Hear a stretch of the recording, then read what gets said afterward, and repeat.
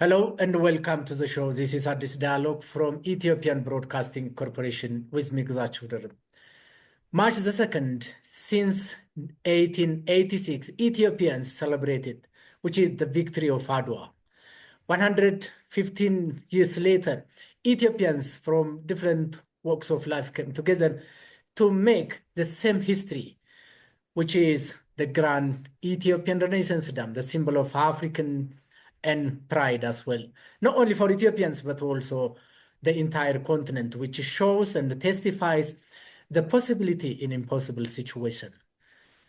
It is not only Ethiopians from different walks of life in the country, but also Ethiopian diasporas getting engaged and enthusiastically support this Grand Ethiopian Renaissance Dam.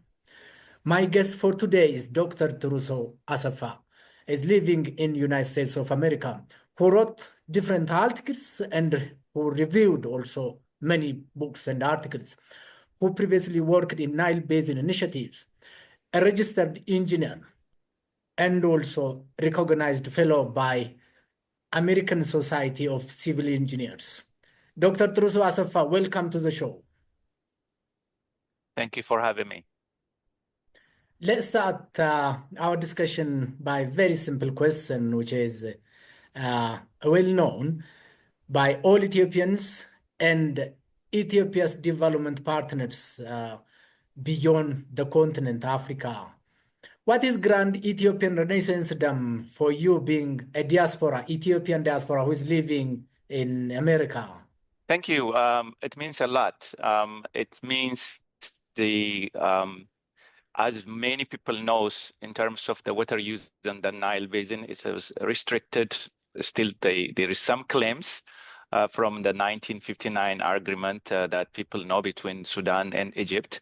Ethiopia, for a long time, couldn't really utilize its water. It produces about 86% and accounts about 70% of the entire water resource, surface water resource of Ethiopia. So when you see a dam like the Grand Ethiopian Renaissance Dam, which is going to not only bring significant economic and other developments within the Ethiopia, but within the region as well. This project is, as the name indicates, grand, because the production of electricity, once it is complete, it's more than doubling a country that it has right now. As many knows, about 50 to 60 million people still, they don't have electricity. Water access is also a huge issue all over the place.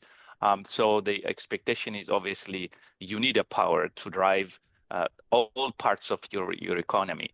So for us, which we have been out for a long time, so it's great to see not only the people living outside of Ethiopia, but even Ethiopia too. This has been coming for decades. It has been started all the way from the emperor's time and then successive government. And to understand and see we reach such a milestone, which is almost complete, it's amazing. It's good to be alive at this time to look at such a generational accomplishment. You are a diaspora, and there are also many diasporas, Ethiopian diasporas or African diasporas living in Europe, in Asia, in America, and in Latin America as well, including Caribbean states. What do you discuss or what do you feel where you come across African diasporas vis-a-vis Egyptian diasporas who are living in the United States when the issue of Grand Ethiopian Renaissance Dam comes to your mind? What do you discuss? The last, as you probably know, the last 5 years was a little bit contentious. How the Grand Ethiopian Renaissance Dam perceived by downstream countries versus Ethiopia and the upstream countries within the Nile Basin. There was quite a bit of contention because on the surface, the biggest argument by Sudan and Egypt downstream countries was it will result in significant impact to them. I don't blame them because they used to have everything by themselves, but what shows in terms of the construction, in terms of the filling of the dam, with no significant impact, as someone who followed this all the way from the first filling to now, Ethiopia used a fraction of the water. And today, we can see that both the High Aswan Dam, which was twice than that of the Grand Ethiopian Renaissance Dam, and the GERD, both of them are full to the brim. And this is the first time in a single basin around the world. You won't find this. So some of the discussion earlier, the past few years, was more of explaining people. This is an electric production, even though Ethiopia still have its own share that should use for consumptive water use. But as far as the GERD is concerned, most of those fear, most of the exaggeration that we have seen in the media, even within the scientific community, unfortunately. I remember a few years back, a few scientists, they put a paper out saying, Ethiopia is going to feel it in 3 years, and 70% of the agricultural land will disappear from Egypt. This kind of shocking news grabbing.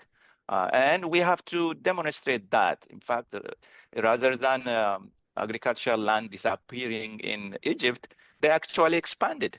So our effort was based on facts in the ground, facts related with the climate, facts related to water, facts related to how the contribution of Ethiopia.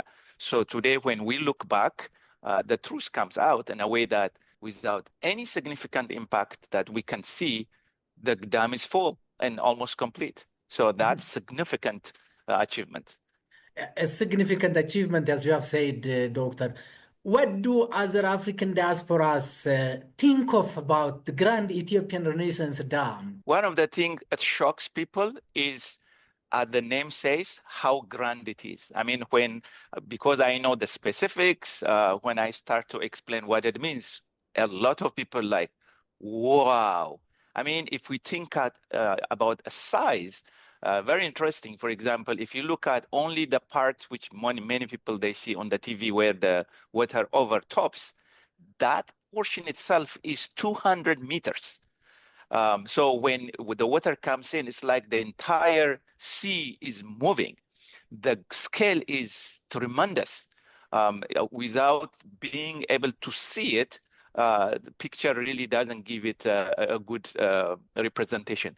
So the fact, the level of construction, the level of this kind of movement, even each of the turbines, we're talking about 400 megawatt, each of them. So as the name says, most people, when we start to discuss this, they see this is really grand in the name, to the extent that it was not expected, a country like Ethiopia, poor country, was able to build. The other important thing most they raise is, as you know, Ethiopia couldn't do this for a number of reasons in the past. And the major reason was finance.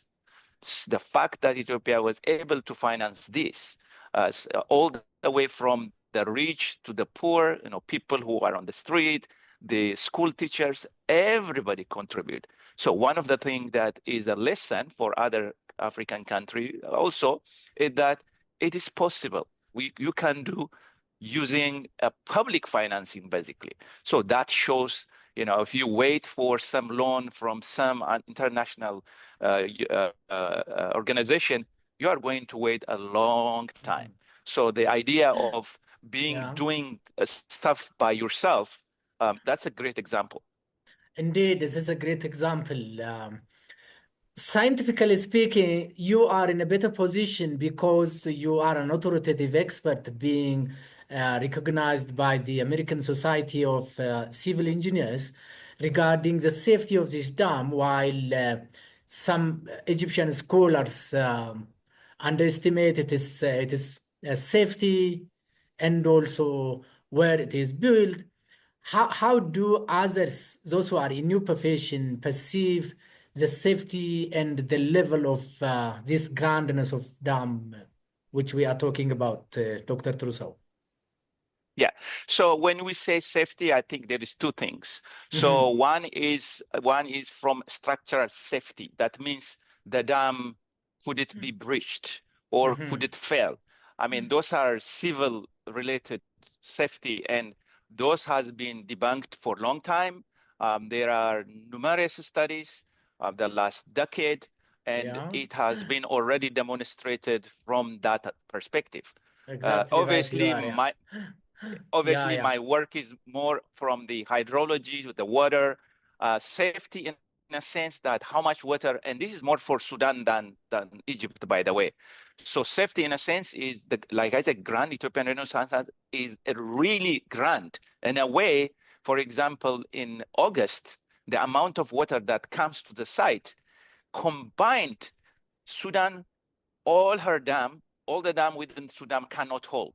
So other safety, what they are talking about is how do you release this water in a way that doesn't impact downstream countries. So this is more of an operation, and this is more of a communication, how they should cooperate in terms of the operation of the dam. So I see it from the two perspectives. Structural safety, even though that's not my field, it's already demonstrated by many, is safe and sound, and they are using technologies that are today's technologies. In terms of cooperation, water release, especially for Sudan, that has to be part of future operation. So from that perspective, in fact, it helps Sudan. We looked at the numbers. If you remember, 2020, it was one of the wettest, in fact, once in 100-year flood came, and it Yeah, kills more exactly, you than are. hundreds of people. Okay. Hundreds of people, they died. So, but now that kind of impact on Sudan is gone. Why? Because the water will be behind the GERD, and it will be released throughout the year, rather than killing people downstreams. So from that perspective, in fact, it increases the safety of those people downstream. That's how I look at it. The Grand Ethiopian Renaissance Dam is a symbol and a pride for Africans, not only for Ethiopians as well.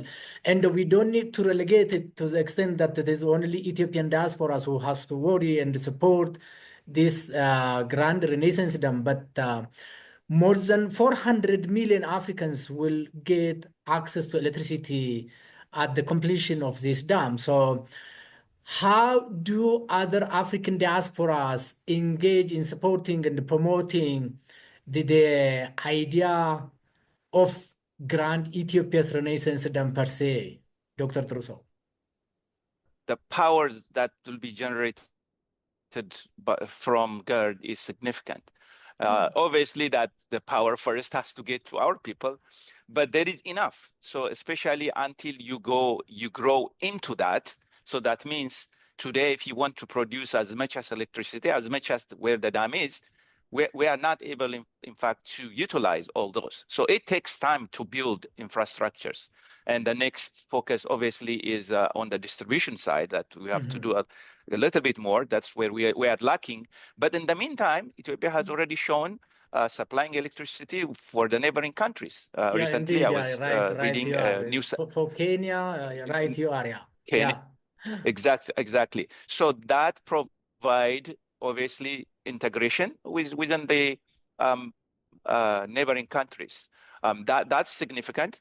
But again, also, we have to be able to produce as much as we can, given where we are, and a distribution within the Ethiopian people also. It's very important. We shouldn't forget that. Like I said, we have 60 million people who doesn't have electricity. So a majority of them should be supplied by this. But there are also other projects coming in. By the way, once you have GERD, you still can do upstream of GERD some other project. Koisha is coming in, about 1/3 of GERD. So there is a lot of electric power in Ethiopia. Within the Blue Nile, we're talking more than 35,000 megawatt. That's only 1/7 of it through the Grand Ethiopian Renaissance Dam.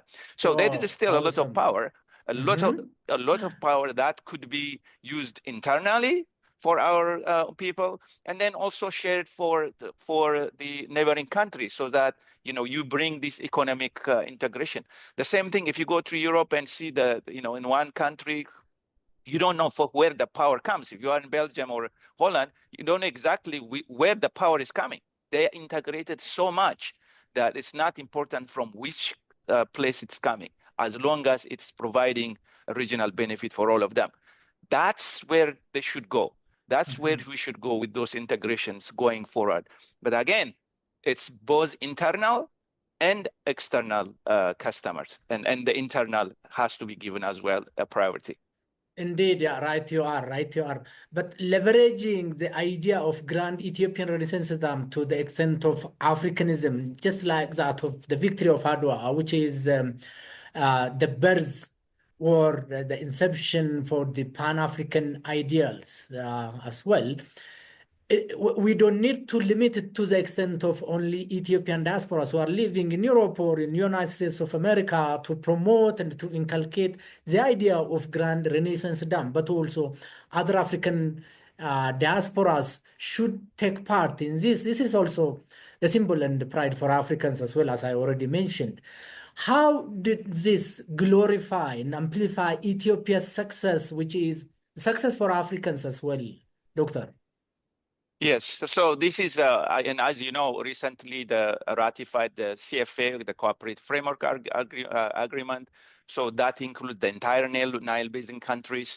So this is one of the projects within the Nile Basin as well. So other projects that will come also, take experience from these. And remember, there's a lot of people who are trained working on that site as well. Obviously, there are consultants, international consultants, but there is a huge amount of workforce that has been working on this.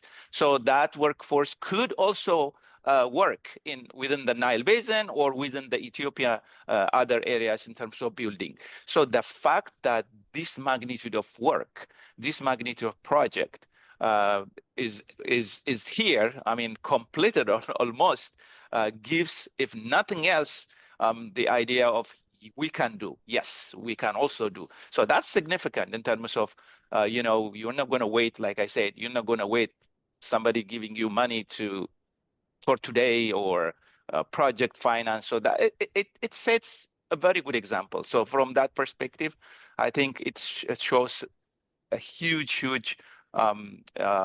respect for Ethiopia, given all our history we have, like you mentioned earlier. This is another example, our time of Adwa. The Adwa basically. of our time, exactly. The Adwa of our time, Doctor. Yeah, yes.